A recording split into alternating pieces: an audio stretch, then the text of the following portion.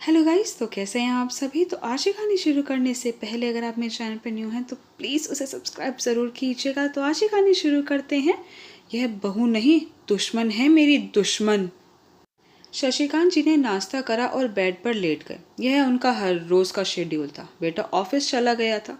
शशिकांत जी और उनका बेटा रविकांत, बस बाप बेटे दो ही जन थे परिवार में। पत्नी को दुनिया से गए हुए कई साल हो चुके थे। पहले तो शशिकांत जी भी नौकरी करते थे, पर फिर बेटे की अच्छी नौकरी लग गई तो उन्होंने अपनी नौकरी छोड़ दी।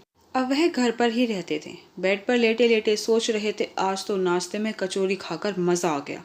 बाप बेटा यही करते थे। ज़्यादातर बाजार का खाना खाते थे। बर्तन सफाई कपड़े सब मेड कर जाती थी, पर मेड बिना औरत के घर में काम करना पसंद नहीं करती थी। ऐसे उन्होंने खाना बनाने वाली भी रख रखी थी, पर वह रात का खाना शाम को 6 बजे ही बनाकर चली जाती थी। अब बाप बेटे को ठंडा खाना पसंद नहीं आता था, तो बाजार से खाना मंगवा कर खाते थे। उन्हें बाजार का स्पाइसी खाने की आदत पड़ गई थी। वह बेड पर लेटे हुए थे कि घर की बेल बज उठी। तो वह दरवाज़ा खोलने जाते हैं तो उनका दोस्त शंकर आया था। तो शंकर कहता, अरे क्या हुआ, सो रहा था क्या, बहुत टाइम लगा दिया दरवाज़ा खोलने में। तो शशिकांत जी कहते, नहीं बस लेटा हुआ था। तो शंकर ने पूछा, अरे क्या हाल कर रखा है घर का, मेड नहीं आई क्या आज। तो शशिकांत जी कहते हैं, मेड आज ही काम छोड़कर चली गई, अब कोई मेड देखनी पड़ेगी। और बता, आज कैसे याद आ गई। तो शंकर जी कहते हैं, कुछ नहीं, अपने बहू बेटे के पास पुणे जा रहे हैं, मैं और तुम्हारी भाभी। 3-4 महीने वहीं रुकेंगे, जब बहू के बच्चा हो जाएगा और बहू का कुआ पूजन कर लेंगे, तभी वापस आएंगे यहाँ पर। हमारा दिल तो यहीं लगता है, छोटे बेटे बहू के पास, पर जाना तो पड़ेगा। फिर शंकर जी कहते हैं, अरे तुम भी रवि की शादी कर दो, घर में एक औरत हो तो घर स्वर्ग बन जाता है। मेरी साली की जेठानी की लड़की है, कहता हो तो बात चलाऊं। बहुत ही प्यारी बच्ची है, एकदम संस्कारी सुगढ़, बीए पास की है उसने होम साइंस में, बहुत अच्छा खाना बनाना जानती है, नाम भी बहुत प्यारा है, मधु। तो शशिकांत जी कहते हैं, ठीक है भाई, जब तुम इतनी बातें बता ही रहे हो तो ठीक है, चला लो बात रिश्ते की, मैं रवि से बात कर लूँगा। फिर शंकर जी चले जाते हैं, लड़की की फ़ोटो मंगवाते हैं। तो रवि लड़की की फ़ोटो देख हाँ कर देता है। 1 हफ्ते के अंदर सगाई हो जाती है। तो शंकर कहता है, यार शादी को तो अभी 20 दिन है, इतने में यहाँ नहीं रुक सकता, बहू के पास जाना ज़रूरी है। तो शशिकांत जी कहते हैं, अरे कोई नहीं, मैं समझता हूँ। फिर शंकर और उनकी वाइफ पुणे चले जाते हैं अपने बहू बेटे के पास। बाप बेटे दोनों शादी की शॉपिंग में लग जाते हैं। कभी जो रिश्ते में चाची लगती है उन्हें बुला लेते हैं मदद के लिए, क्योंकि बाकी सब रिश्तेदार दूर दूर रहते थे। रवि के मामा और मौसी तो दुबई में बसे हुए हैं, बस फ़ोन पर संपर्क है उनसे। शादी से 2 दिन पहले सब रिश्तेदार घर आ गए थे, तो घर में रौनक लग गई थी। फिर तो खूब नाचना गाना मेहंदी, गाते नाचते हुए बारात लेकर पहुंच गए लड़की वालों के यहाँ। उन्होंने भी बहुत अच्छी व्यवस्था कर रखी थी। जिसने भी दुल्हन को देखा खूब तारीफ करी। दुल्हन का छोटा भाई बहन भी है, उसे पूरे परिवार में रहने की आदत है।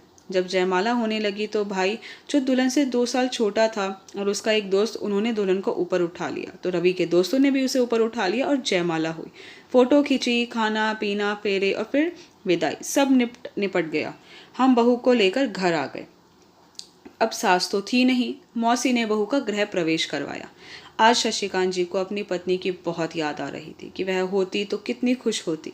और शशिकांत जी की जो एक इकलौती बहन है, वह कई सालों से बिस्तर पर है, कहीं आने जाने में सक्षम नहीं थी, पर उनका बाकी परिवार आया था। सबने मिलकर खूब रौनक लगा रखी थी। शादी में सारी रस्में, मुंह दिखाई, पग फेरा, चूल्हा पूजन के बाद साले साहब और साली साहिबा विदा हुए और फिर बाकी रिश्तेदार। सबके जाने के बाद घर बिल्कुल खाली खाली लग रहा था। सबको मिठाई देने के बाद कुछ मिठाइयाँ बची थी, तो शशिकांत जी ने वह प्रेस वाले को, काम वाली को दे दी। फिर बहू को बोले, बेटा अब सब निपट गया है, अब तुम अपना घर संभालो और जहाँ तुम दोनों का मन हो सलाह करके टिकट बुक करवा लेना। तो मधु रवि को मना कर देती है कि पापा जी अकेले रह जाएंगे, 1-2 बार मूवी दिखाएंगे, अपने कौन सा लंबा चौड़ा परिवार है जहाँ प्राइवेसी नहीं मिलती। फिर वह धीरे धीरे घर का काम संभाल लेती है। अब मेड भी काम पर आने लग जाती है, पर वह सिर्फ बर्तन सफाई करवाती है, बाकी काम मधु खुद देखती है। धीरे धीरे वह नोटिस करती है कि पापा जी और रवि घर का खाना खाना पसंद नहीं करते। कई बार तो बना बनाया खाना रखा रह जाता है और वे दोनों बाप बेटे बाजार से ऑर्डर कर खाना मंगवा लेते हैं।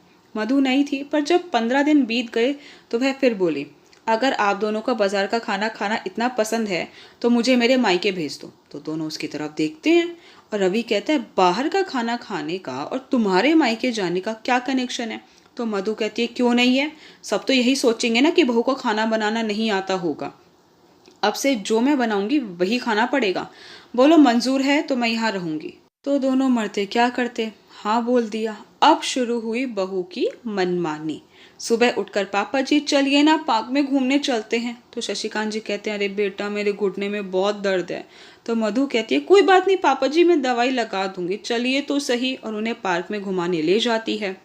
शशिकांत जी वहां जाकर बेंच पर बैठ जाते हैं तो बहू कहती है पापा जी 5 मिनट तो घूम लीजिए, देखिए आपके साथ के सभी लोग घूम रहे हैं। फिर थोड़ी देर घूमकर घर वापस आ गए तो बहू को बोले मधु बेटा एक कप चाय पिला दो। तो वह उन्हें चाय देकर नहाने चली जाती है। थोड़ी देर बाद दूध और कॉर्नफ्लेक्स ले आती है और पति देव को सैंडविच और दूध देकर टिफिन देकर ऑफिस के लिए विदा करती है। आज दूध और कॉर्नफ्लेक्स खाकर शशिकांत जी को तृप्ति नहीं हुई। उन्हें तो समोसे कचौरी छोले भटूरे खाने की आदत है। थोड़ी देर में कहते बहू भूख लगी है तो वह सूप बनाकर उन्हें दे देती है। 1 घंटे बाद फ्रूट काट कर दे जाती है। दोपहर को भी सब्जी दही और चपाती देती है। पहले तो शशिकांत जी पता नहीं दिन में कितनी बार चाय पी जाते थे, पर अब तो बहू सिर्फ उन्हें 2 टाइम चाय देती है। रात को भी खाना थोड़ा जल्दी खिलाकर वॉक पर ले जाती है।